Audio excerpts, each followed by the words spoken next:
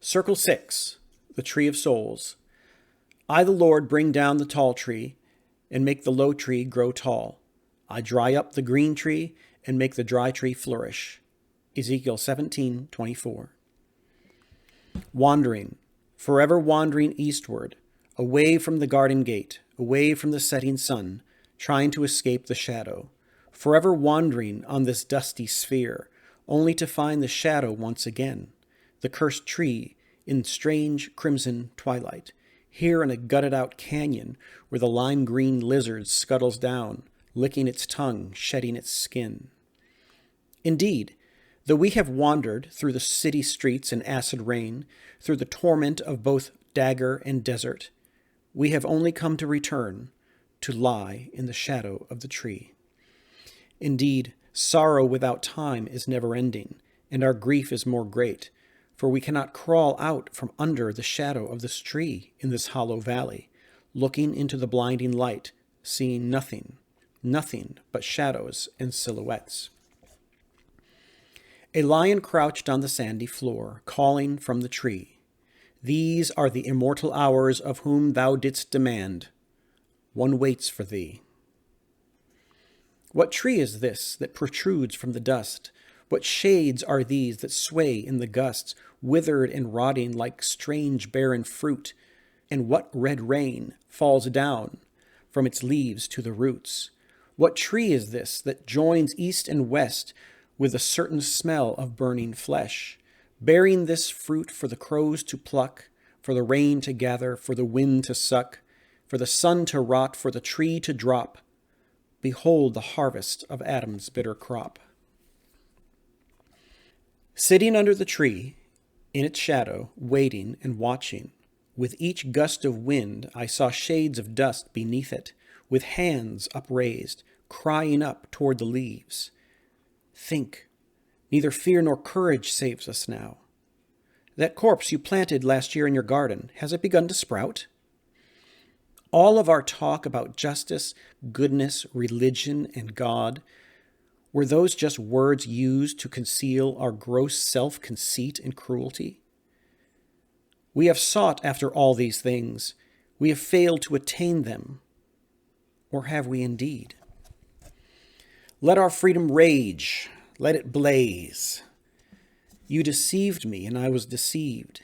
You overpowered me and prevailed. Son of man, Son of my God, why do you remain in the grave? You were hung once, why again, over and over again? If death still comes after your resurrection, will there be a second? The dust settled, silence, once again. Sitting in the shadow, under the tree, waiting and watching, looking up into the tree, I saw an empty hole, a wound in the tree's flesh, deep and wide, hollowed out as if a sword had pierced its side. Empty. These are the immortal hours of whom thou didst demand. One waits for thee. Looking into the hole, into the silence. Who are you? After the wind that tore apart the city, silence. You were not there. After the drowning in the flood, silence. You were not there. After the prison, palace, and reverberation, silence. You were not there. After the slaughter and the fire, silence. You were not there. A gentle breeze whispered, "What are you doing here, my child?" In the dirt of this strange garden grave, 3 children played, singing to one another. Rock-a-bye baby in the treetops. When the wind blows, the cradle will rock. When the bough breaks, the cradle will fall, and down will come baby, cradle and all. O death, dear death, where is your sting? Where is the pain I hear you bring? Are you such a scorpion, a wasp, perhaps a bee, that pollinates flowers in gardens and trees? Your sting comes only to those who fear, to those who scream, so they may not hear. Death is but a little child who leads us by the hand gently to the desert stream where lies the willow lands, We'll sit and watch the waves of the sea, or the sun gently blowing through the leaves of the tree. And death is a child, so do not cry. Though death leads you, you will not die. So death, come and walk here at my side. Along this dirt path you can be my one guide. Play with me here as I walk right along. When others hear weeping, I hear your sweet song. Lead us down beside the weeping willow. Kiss us good night, let your satchel be our pillow. Then play with us in tomorrow's sweet morn, when the sun will shine, when the earth is reborn. O death, can you come out to play? Dear death, can you come out today? In the dirt of this strange garden grave, 3 children were playing in some distant day. Climbing the tree, finding the empty hole in which a bee was pollinating a single white rose, and the sun rose in the east, having come full circle.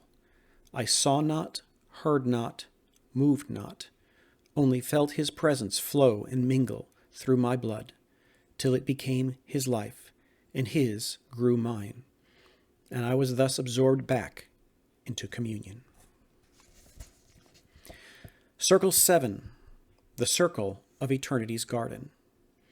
He sits enthroned above the circle of the earth. Isaiah 40:22.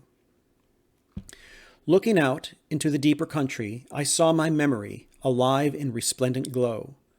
I have come home at last. This is my real country, the world within the world, the deeper wave, the dream of the shadowlands is ended. This is morning. There is no more echo of memory, just the sweet voice of the word, gently kissing my ear.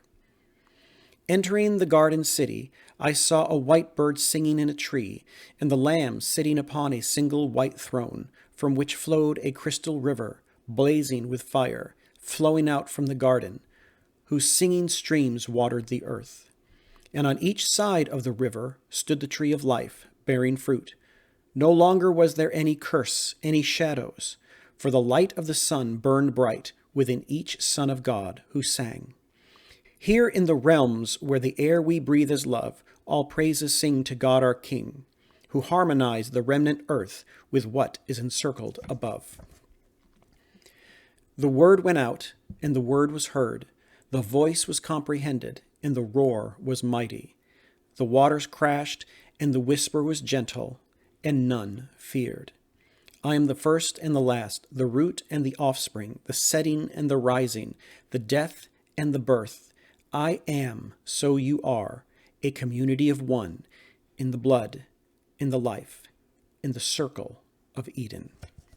Amen. Epilogue. Now when all is said, and when all is done, the question remains, the question is one. It does not ask, for whom will you die? Many men have asked this.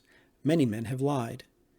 But as his hands form his second son's rib, he questions us thus, for whom do you live?